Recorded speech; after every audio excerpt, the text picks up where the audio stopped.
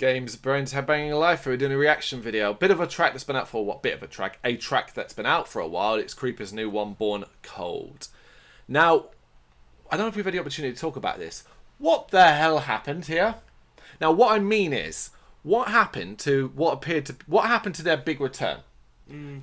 Did it not just seem to you to be like, oh, something sneaky and like the way they disappeared, and then out of the blue, it all just stopped dead in its tracks. They went back to calling themselves Creeper on Twitter, and then a video came out.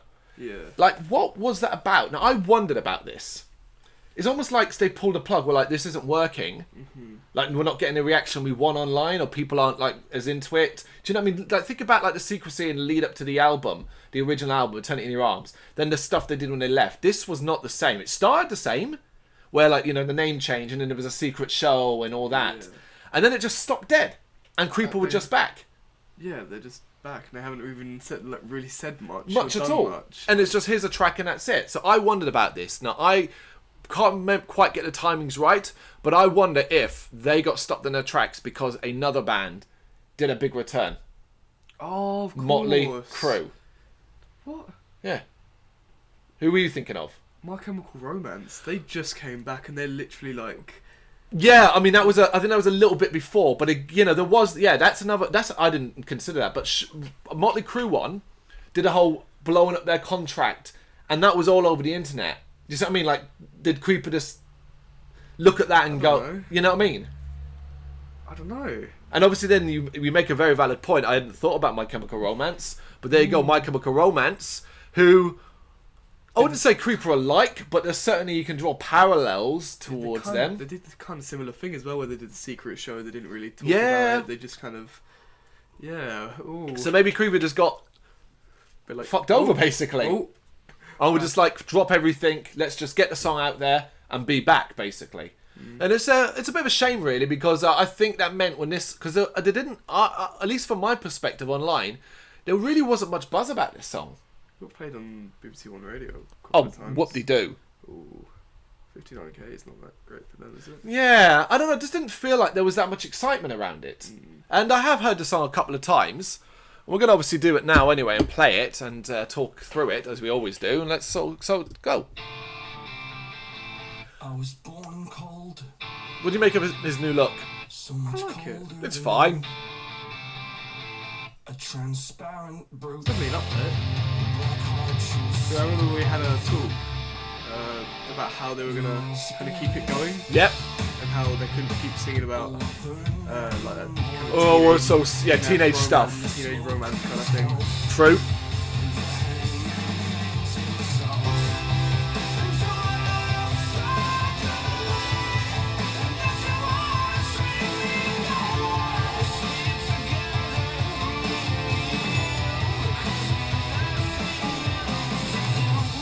They obviously want to remove the distinction between the goth look of the last album, the black and long hair covering your eyes. They're all wearing white.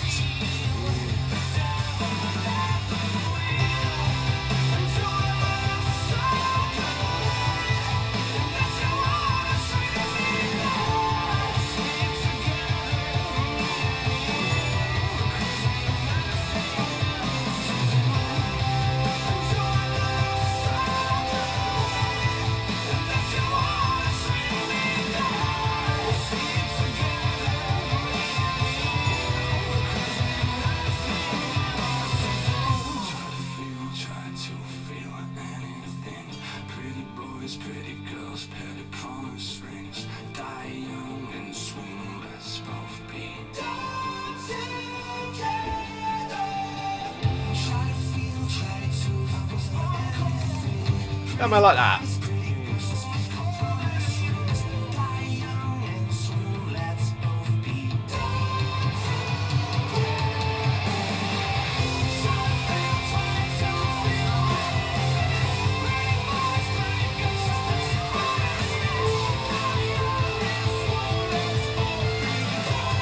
It does make me laugh when I see them moving around like that. It's like, does the rhythm quite match you going crazy on your keyboard? I don't think it does.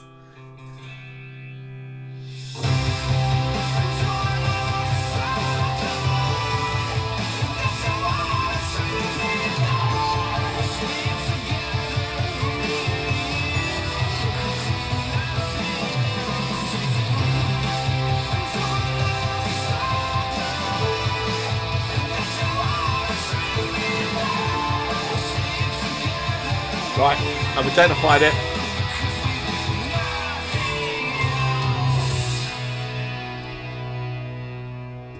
Right at the end there, I identified my problem with it. No, I think it's a good song. I think it's a very good Creeper song. If that was on Eternity in Your Arms, which it does and doesn't fit, it's a little bit more upbeat, I think. Not lyrically, but like the musically, the melody and stuff like that. But I'd probably think it was fine, but nowhere as good as a lot of the hits that came from Eternity in Your Arms.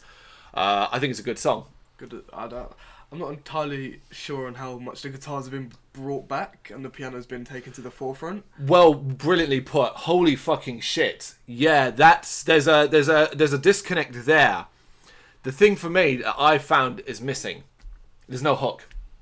It's catchy, it's nice, the chorus is good, but it's quite heavy on those keyboards. But where's that hook? Where's that thing that makes it more than just a bog standard pop punk, pop rock track? And that's not... Creeper have hooks. They have loads of them. Think about their best songs. There's moments where the voice changes, they drop, and they do something a bit odd, a bit different. You know, they're all layered throughout their tracks. A lot of their bigger hitters. You know, look at Down Below. The hook of that is their last bit. They're down below. And it extends it. Oh, you know, that's a hook. Makes it go, oh, fuck. That's not that. There's none of that in there. You know, it's a, you know, you could say, oh, but there's a bit where it changes, you know, it changes vocal. No, but it doesn't grab you. It's still the same chorus. It's not, to me, that doesn't change the song. I think it's a good song. I think it's a good Creeper song. It's kind of like, okay, is this has to be new album, right? It has to be. I would probably argue we're going to get this the first quarter of 2020.